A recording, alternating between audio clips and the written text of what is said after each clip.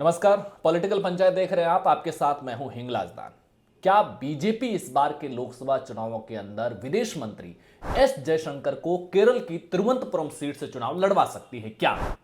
यह बात मैं नहीं कह रहा हूं या संभावनाओं के आधार पर नहीं कह रहा हूं। दरअसल एक सर्वे एजेंसी जो अक्सर बीजेपी के लिए ही सर्वे करती है, उसने जो अपनी सर्वे रिपोर्ट दी है, जो पार्टी संगठन को दी है, जो संघ को अपना सर्वे सौंपा है, उसमें यह स्पष्ट बताया है कि केरल की तिरुवनंतपुरम सीट पर संभावनाएं है अगर विदेश मंत्री एस जयशंकर को वहां से टिकट दिया जाए और संघ अपने पूरे लाव लश्कर के साथ चुनावों से 2 महीने पहले इस इलाके में डेरा डालता है तो बीजेपी तिरुवनंतपुरम सीट पर इस बार चुनाव जीत सकती है, और वो भी विदेश मंत्री एस जयशंकर के चेहरे पर।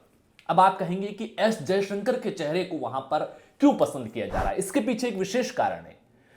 एक विदेश मंत्री के रूप में उन्होंने जो काम किया है उसको लेकर के इस इलाके का जो हिंदू वोटर है और उसमें भी प्रवासी हिंदू वोटर है, उसमें एस जयशंकर की एक अच्छी इमेज है। और प्रवासी वोटर केरल इलाके में बहुत बड़ी तादाद में होते हैं और उनका जो उनकी जहन में जिस नेता को लेकर के जो परसेप्शन होता है वो लोकल पब्लिक को इन्फ्लुएंसर के तौर पर भी काम करते हैं। दरअसल केरल का अपन अगर पॉलिटिकल हिस्ट्री देखेंगे तो बीजेपी के लिए केरल की जमीन है ये बहुत ज्यादा उपजाऊ नहीं रही है। आज तक के इतिहास में, चाहे वो विधानसभा के चुनाव हो चाहे लोकसभा के चुनाव हो, बीजेपी केरल में केवल एकमात्र सीट जीत पाई है और वो भी है नेमोम। ये एक विधानसभा सीट है, लोकसभा सीट भी नहीं है, एकमात्र विधानसभा सीट आज तक इतिहास में केरल में बीजेपी जीत पाई है। नेमोम 2016 में जीती थी, हालांकि 2021 के चुनाव में वो भी हार गई। हालांकि 4 विधानसभाएं और भी ऐसी है जिसमें पलक्कड़, कझाकुट्टम, कोजी और मंजेश्वर, ये 4 सीटें ऐसी हैं जहां पर बीजेपी अच्छी खासी परफॉर्मेंस करती है। और 2016 के चुनाव देखोगे तो 6 सीटों पर और 2021 के विधानसभा चुनाव देखोगे तो 9 सीटों पर बीजेपी दूसरे नंबर पर रही है। बीजेपी का अगर वोट शेयर भी देखेंगे तो पिछले 3-4 चुनाव से लगातार वोट शेयर बढ़ा है, जो किसी दौर में 3% 4% हुआ करता था। 2016 में 10%, 2021 में आते आते बीजेपी का जो 2021 के विधानसभा चुनाव केरल के हुए उसमें बीजेपी 11% से ज्यादा वोट लेकर के आई। और उससे थोड़ा टाइम पहले जब पंचायती राज के चुनाव हुए थे तो बीजेपी 17% से ज्यादा वोट परसेंटेज लेकर आई, लेकिन सीट कन्वर्ट नहीं कर पाई।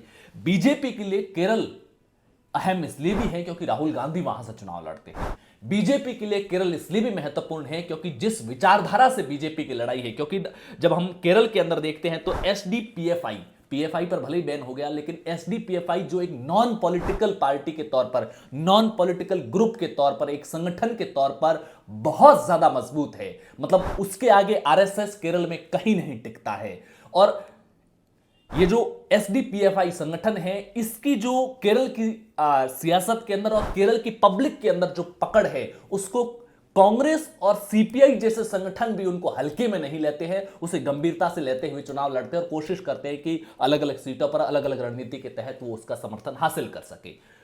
बीजेपी दरअसल कोशिश ये कर रही है कि दक्षिण भारत के जो 5 राज्य हैं, जहां टोटल लोकसभा की 129 सीटें होती है, जिसमें से आज बीजेपी के पास सिर्फ 29 सीटें हैं, वहां पर 50 के करीब सीटें जीती जा सके। अगर 45 प्लस भी अगर बीजेपी हो जाती है, यानी कि 15 से 16 सीटें अगर दक्षिण भारत के अंदर 20 सीटें बीजेपी प्लस कर पाती है, 129 में से 29 अभी है, बाकी की 100 सीटों में से अगर बीजेपी 20 सीटें भी जीत पाती है, 20-25 सीटें, तो बीजेपी को यह उम्मीद है कि उत्तर भारत के अंदर जो 20-25 सीटों का लॉस होगा वो दक्षिण भारत में अगर अच्छा परफॉर्मेंस किया जा सके तो हासिल हो सकती है। लेकिन दक्षिण के 5 राज्यों में बीजेपी की स्थिति बहुत ज्यादा अच्छी नहीं है। केवल कर्नाटक में 25 सीटें बीजेपी के पास में, 4 सीटें तेलंगाना में हैं। बाकी के 3 राज्य केरल, तमिलनाडु और आंध्र प्रदेश में तो बीजेपी के पास एक भी सीट नहीं है। अगर अपन स्टेट वाइज देखते हैं तो केरल के अंदर लोकसभा की टोटल 20 सीटें हैं। इसमें से कांग्रेस ने 2019 के लोकसभा चुनाव में 37.27% वोट के साथ में 15 सीटें जीती थी और मुस्लिम लीग जो 5.45% वोट शेयर के साथ में 2 सीटें जीती थी और सीपीआई-एम ने 1 सीटें जीती थी। 2 सीटें जो चूंकि मुस्लिम लीग और कांग्रेस गठबंधन में थे, 2 और छोटे छोटे दल गठबंधन में थे, उन्होंने 1-1 सीट जीती थी। तो कुल मिलाकर के 20 में से 19 सीटें कांग्रेस गठबंधन ने जीती, 1 सीपीआई ने जीती, बीजेपी के हाथ एक भी नहीं आई। आंध्र प्रदेश की 25 सीटों में से 22 सीटें वाईएसआर कांग्रेस के पास में है, जिसने 49.15% वोट शेयर हासिल किया था 2019 के अंदर, और टीडीपी के पास 3% है, जिसने 39.59% वोट शेयर हासिल किया है। यानी कि यहां दोनों पार्टियां बहुमत की स्थिति में हैं। इसके अलावा जन सेवा पार्टी है, जिसने 7% वोट हासिल किया, हालांकि उसने सीट एक भी हासिल नहीं की। और आंध्र प्रदेश के अंदर बीजेपी को केवल 0.96% वोट मिला था 2019 के चुनावों के अंदर में। कर्नाटक की 28 सीटों में बीजेपी जरूर अच्छी स्थिति में है, 51.38% वोट, 50% से ज्यादा का वोट शेयर हासिल करके 2019 के अंदर उसने 25 सीटें वहां पर जीती थी। कांग्रेस वहां पर केवल एक सीट जीत पाई थी, हालांकि वोट परसेंट कांग्रेस का 31.88% रहा था, सीट भले एक जीती थी। जेडीएस, जनता दल सेक्युलर जो है, और कांग्रेस दोनों गठबंधन में थे, एक सीट जेडीएस ने जीती। जेडीएस ने भी 9.67% वोट हासिल किया, यानी कि 32% कांग्रेस का और 10% के लगभग जेडीएस का, 42% के आसपास कांग्रेस का वोट बैंक यहां पर है। एक निर्दलीय सीट कर्नाटक में निर्दलीय खाते गई थी। तमिलनाडु की 39 सीटें, जिसमें से 37 सीटें 2014 के लोकसभा चुनाव में एआईडीएमके और बीजेपी ने मिलकर के जीती थी, जब जयललिता जिंदा थी। और एक तरह से बीजेपी को हमेशा एआईडीएमके का संसद में भी सपोर्ट मिलता रहा है, चाहे वो सत्ता के भीतर से न, सरकार के बाहर से समर्थन दिया हो, लेकिन समर्थन जरूर मिला है।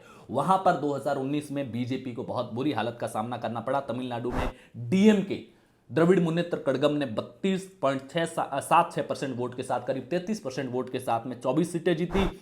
कांग्रेस ने 12.76% के साथ में 8 सीटें जीती। सीपीआई ने 2.43% के साथ में 2 सीटें जीती। सीपीआई-एम ने 2.4% वोट के साथ में 2 सीटें जीती। ये पूरा यूपीए गठबंधन की है, डीएमके, कांग्रेस, सीपीआई और सीपीआई-एम। 24 डीएमके की, 8 कांग्रेस की, 32, 4 सीपीआई, 2 सीपीआई और 2 सीपीआई-एम की 36 सीटें हाथों से निकल गई।